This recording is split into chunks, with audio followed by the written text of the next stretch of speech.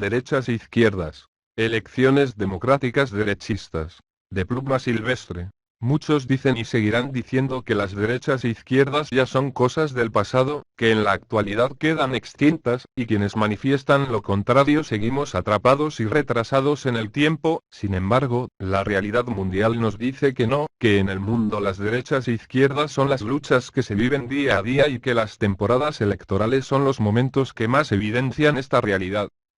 Para entender acerca de las políticas de las derechas e izquierdas son necesarias hacer un breve análisis histórico, antropológico y filosófico haciéndonos algunas preguntas básicas. ¿Cuándo surgen las derechas y las izquierdas? ¿Qué posturas tienen cada una de ellas? ¿Por qué se facciona la convivencia en derechas e izquierdas?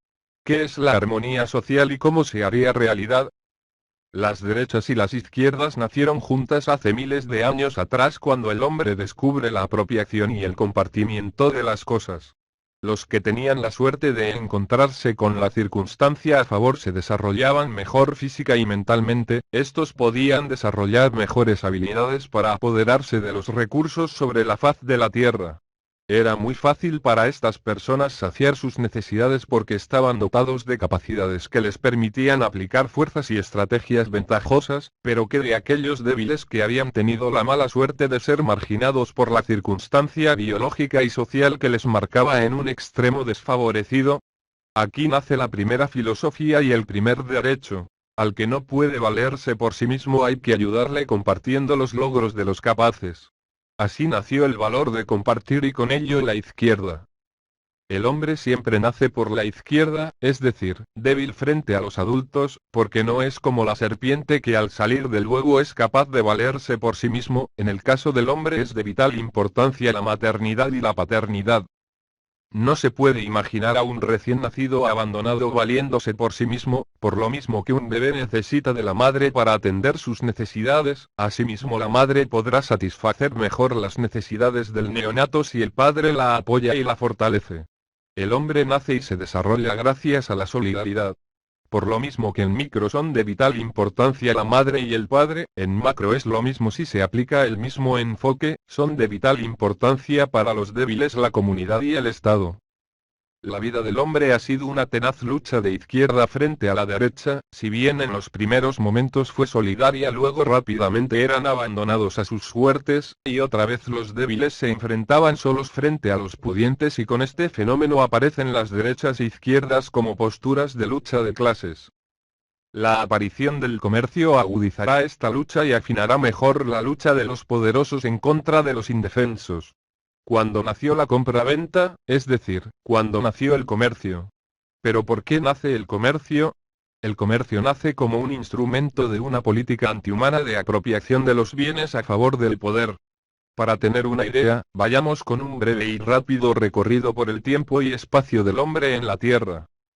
Cuando el hombre supo valorar las cosas ya sean naturales o culturales por la utilidad que les resultaba, comenzó a apropiarse, pero bajo condiciones básicas, si las cosas eran escasas, inmóviles, procuradas o manufacturadas. Si las cosas escaseaban se los llevaba a su cueva para que otro grupo no se lo lleve, si era inmóvil como las cuevas o tierras se trasladaba y las posesionaba, si necesitaban ser recogidas o cazadas lo procuraba y se adueñaba, o si había inventado era propiamente suya. Las cosas por primera vez se convirtieron en propiedad.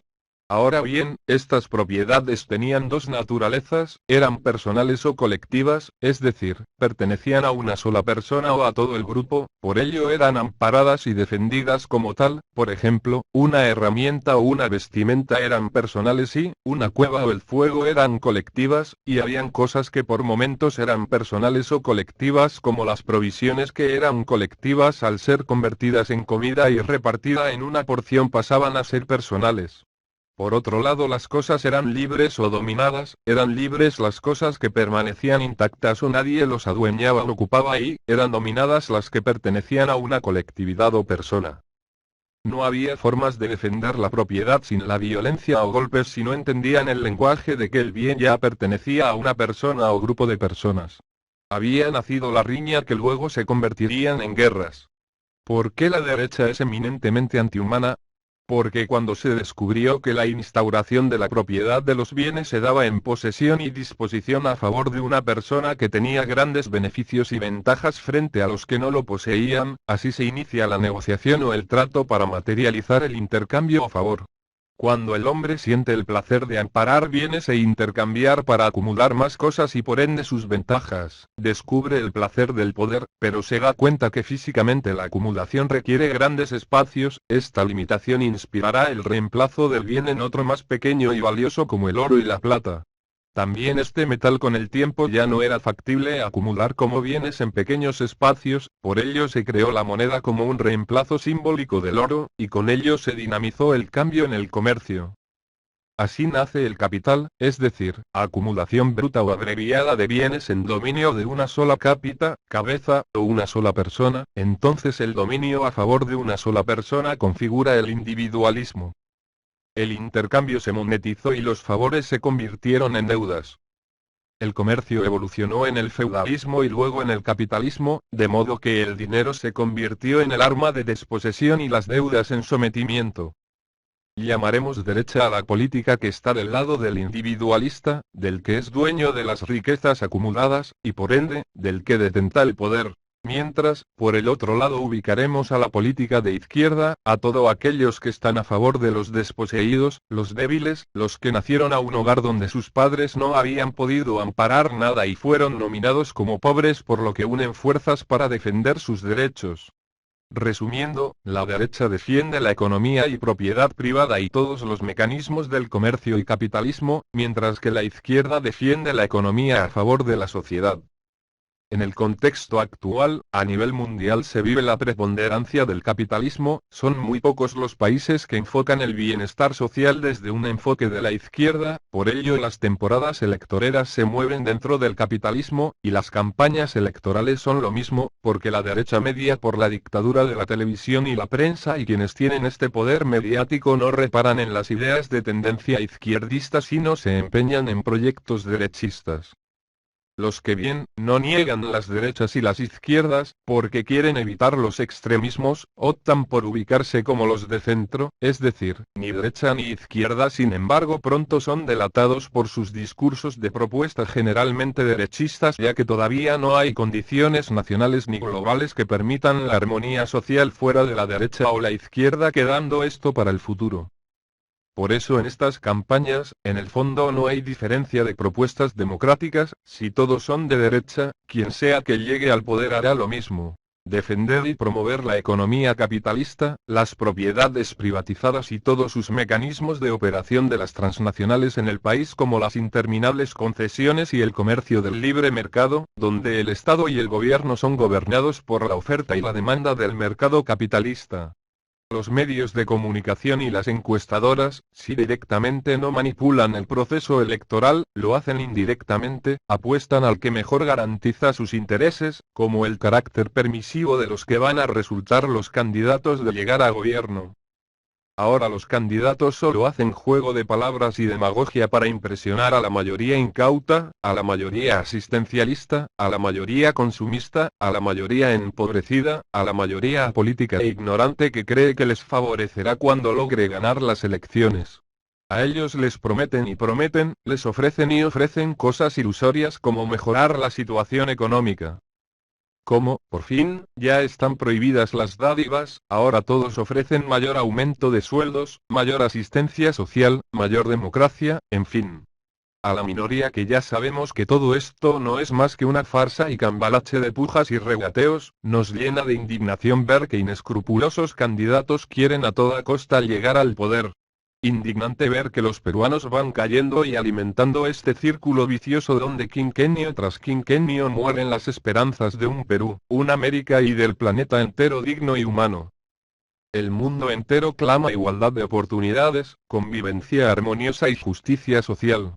Un puñado de gentes acaparan montañas y montañas de riqueza, mientras millones y millones de hambrientos se despojan un puñado de pan.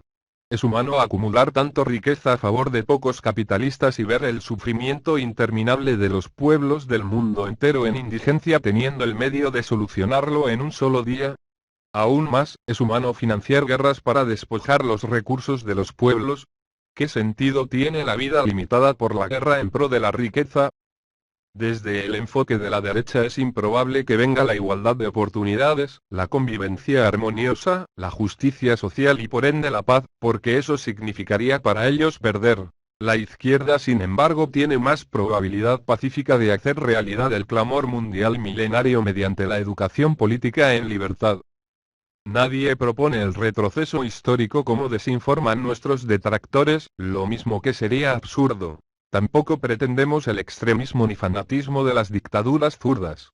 Las izquierdas debemos proponer la humanidad como vía de la armonía social, que sería poner fin a la lucha de clases que tanto daño nos ha causado. El planeta es de todos y todos tenemos el derecho de usufructuar los recursos de un modo pacífico. Nadie debe lucrar egoístamente con los recursos de la tierra en desmedro de otros. Todos debemos ser considerados hermanos y con derecho en la distribución equitativa de los recursos, sin marginaciones de ningún tipo, porque nadie ha elegido nacer ni antes ni después fuerte o débil, favorecido o desfavorecido. Nadie elige su nacionalidad antes de nacer, tampoco sus genes o su etnia. Nadie elige su nombre y apellido de pobre o rico cuando aún no existe. Somos resultados de las condiciones dadas por las circunstancias de un contexto. Nadie debe sentirse amo y dueño de su destino, menos para someter a otros. La justicia social espera utópicamente, pero será más cercana en la medida de que aprendamos a despojarnos del lucro y el individualismo y vayamos optando la solidaridad no como una cualidad compasiva sino más como una responsabilidad y virtud de conciencia, ya que vivimos mal o bien porque los demás lo viven. Aún después de nacer nadie elige ser pobre, indigente, enfermo, discapacitado o marginado, tampoco nadie elige la ignorancia. Un día la ignorancia y la pobreza serán desterradas de la condición humana y el lucro será un mal recuerdo del pasado. Dirán que es locura este modo de pensar, pero yo les digo que solo es utopía temporal. Dejemos de pensar que las utopías son inalcanzables, son utopías precisamente porque son alcanzables y el hombre le va despojando poco a poco su calidad de imposible gracias a la educación y a las generaciones que luchan por ella. ¿Cuántas utopías han sido alcanzadas? La caída de la monarquía y el gobierno de los reyes como dioses o hijos de dioses, la abolición de la esclavitud y la venta de las personas como objetos, la caída de los poderosos y dictadores, la libertad de expresión y la igualdad ante la ley, el derecho de los géneros y los de la mujer, la revolución tecnológica de nuestros tiempos y el mundo virtual. Aunque no se hayan desterrado en su totalidad, ya los esclavos engrilletados van desapareciendo, los dictadores, poderosos y genocidas son encarcelados, se le puede gritar corrupto e incapaz a los malos gobernantes, las mujeres se educan, votan y reciben cargos públicos, la internet y la nanotecnología son herramientas concretas de la informática y la medicina, y tantos otros más. Creo que hoy más que nunca se ven más cercanas las utopías ya que la ciencia ficción se hace cada vez más realidad. Las temporadas electorales nos deben servir como un motivo para reflexionar en nuestro sentido cívico y patriótico, en nuestra sagrada condición de ciudadanos legados por largas luchas de nuestros antecesores que ofrendaron sus vidas porque nosotros vivamos con libertad y decisión, de poner en práctica nuestro sentido y conciencia política no solo en apoyar partidos políticos que solo aparecen en campañas electoreras sino ir tallando ideas acorde a nuestra realidad histórica para gestar condiciones de vida mejor para nuestras descendencias generacionales, el cual es la educación cívica política y desterrar la politicastrería o la politiquería que no son sino mafias disfrazadas de política que luego de ganar los votos instauran un estado de corrupción que nos perjudica a todos grandemente.